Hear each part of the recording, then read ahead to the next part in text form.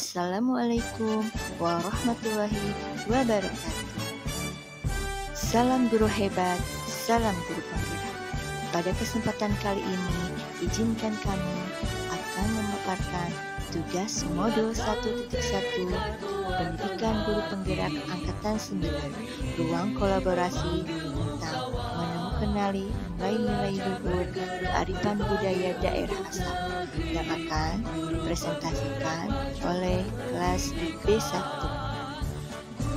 Terima kasih kepada Ibu Hidaliana MPD selaku fasilitator dan kepada Bapak Iwan Sumantri SPD selaku pengajar praktik.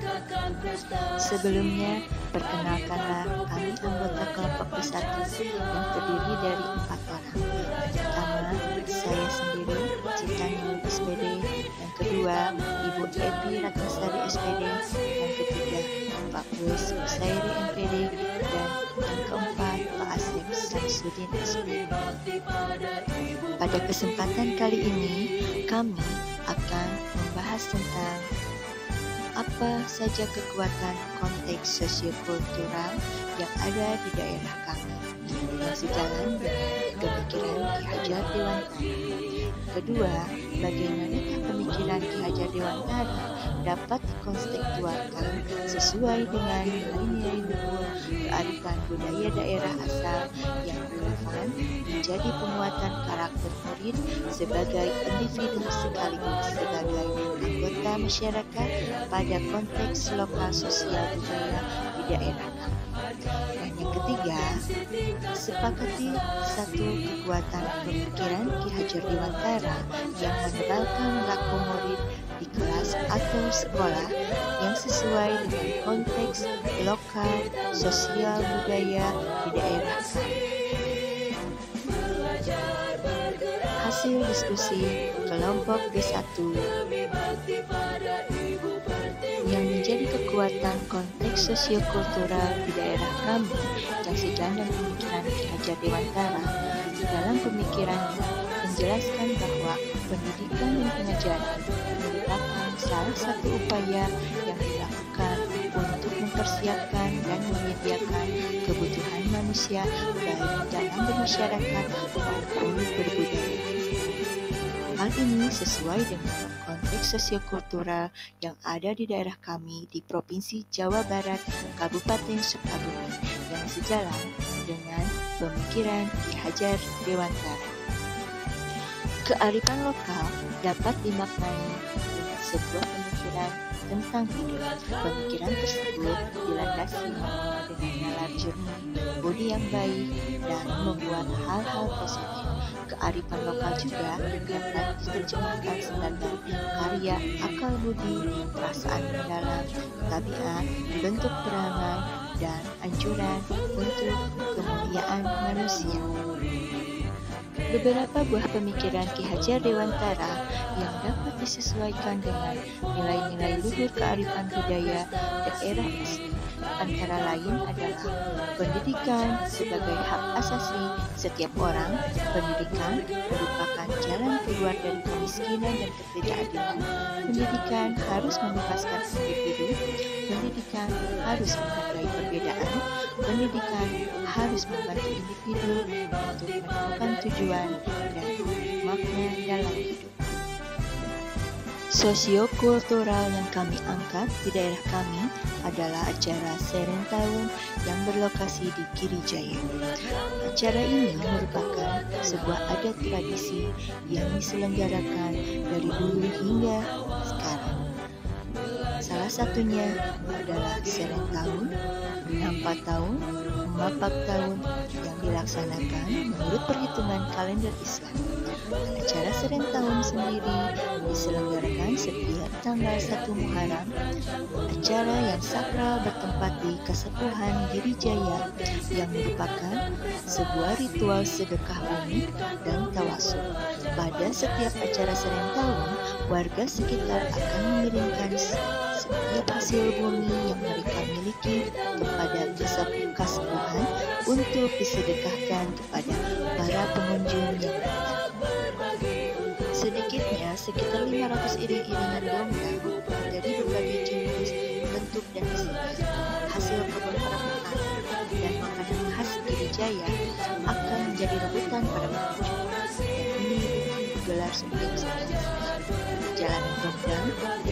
hingga ke Padepokan Wijaya, jauhnya sekitar 1 kilometer.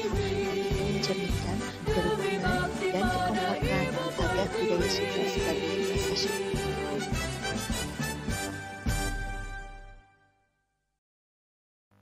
Hasil diskusi kami untuk soal nomor 2, bagaimana pemikiran Ki Hajar Dewantara dapat dikonseptualkan sesuai dengan nilai-nilai luhur kearifan budaya daerah asal yang relevan menjadi penguatan karakter murid sebagai individu sekaligus sebagai anggota masyarakat pada konteks lokal sosial budaya di daerah kami.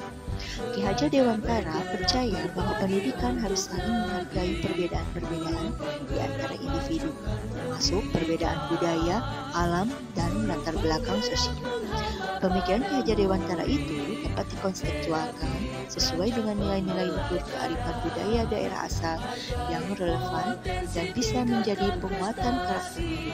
Atas dasar itulah, kami sebagai pendidik wajib menggunakan budaya yang ada di tempat asal kami.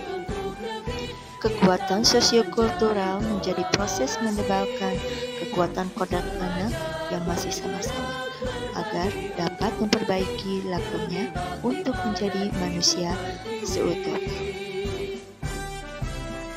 Ki Hajar Dewantara hendak mengingatkan para pendidik bahwa pendidikan anak sejatinya menuntut anak mencapai kekuatan kodratnya sesuai dengan kodrat alam dan kodrat zaman. Hasil diskusi kami untuk soal nomor 3, kami menyepakati satu kekuatan pemikiran Ki Hajar Dewantara yang menebalkan laku murid di kelas atau di sekolah yang sesuai dengan konteks lokal sosial budaya di daerah kami yang dapat kami terapkan adalah pendidikan dan pengajaran yang berbasis kearifan budaya daerah merupakan salah satu aktualisasi dari pendidikan yang disesuaikan dengan kodrat alam peserta didik. Pengajaran ini disesuaikan dengan pendidikan generasi muda yang ada di Indonesia karena dapat menumbuhkan nilai-nilai karakter bangsa.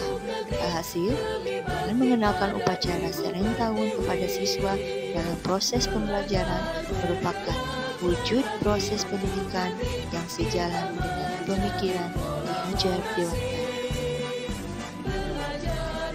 Kekuatan pemikiran Ki Hajar Dewantara berikutnya yaitu bahwa pembelajaran yang dilakukan hendaknya mampu membentuk budi pekerti. Menurut Ki Hajar Dewantara, budi pekerti atau watak atau karakter merupakan perpaduan antara gerak pikiran, perasaan, dan kehendak, sehingga menimbulkan tenaga. Budi pekerti juga dapat diartikan sebagai perpaduan antara cipta dari segi kognitif, karsa dari segi afektif, dan karya dari segi psikomotor. Atas dasar pemikiran tersebut, pendidikan harus mampu membentuk budi pekerti, maka lingkungan masyarakat dengan berbagai kultur yang ada memberikan pengaruh besar untuk membentuk budi pekerti peserta didik. Dengan demikian, pengenalan budaya daerah melalui proses pendidikan mampu menuntun peserta didik untuk menemukan kodrat potensinya serta membentuk budi pekerti sesuai dengan kodrat alam dan kodrat zaman. Tantangan dan solusi. Untuk tantangan dalam setiap proses pengajaran pasti selalu ada, termasuk dalam pengajaran berbasis budaya daerah yang saya coba terapkan di sekolah. Hambatan tersebut bisa berasal dari peserta didik ataupun luar peserta didik. Contoh, hambatan dari peserta didik seperti tingkat ketertarikan peserta didik sendiri yang kurang antusias ketika diikutsertakan dalam kegiatan berbasis budaya daerah karena dengan adanya gadget, game online, dan sarana digital lainnya. Solusi yang kami dapatkan untuk membuat pembelajaran yang berbasis teknologi yang berhubungan dengan budaya daerah, bisa membuat video blog tentang cara saling tahu ataupun bermain puzzle dari infokus tentang kebudayaan, misal dari segi makanan atau dari kesenian daerah.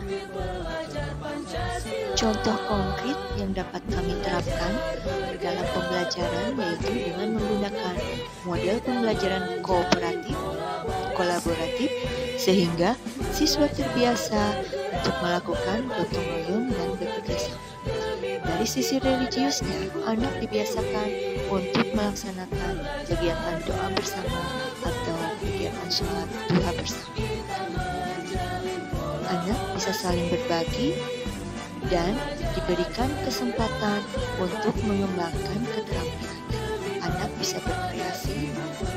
Lalu dalam kebudayaan global, dari kesenian daerah misalnya, anak dikenalkan dengan wayang golek, tari jaipongan, dan pencaksilat.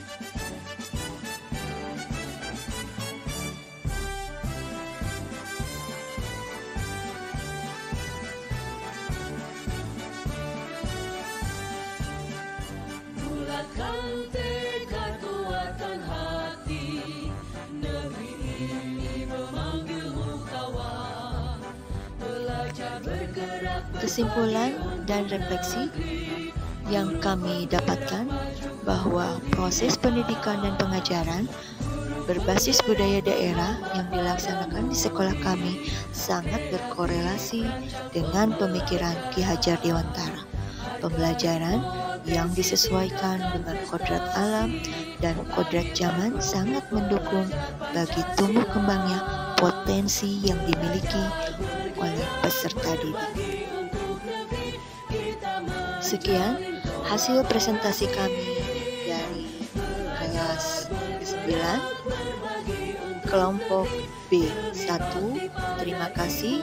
Salam guru hebat, salam guru.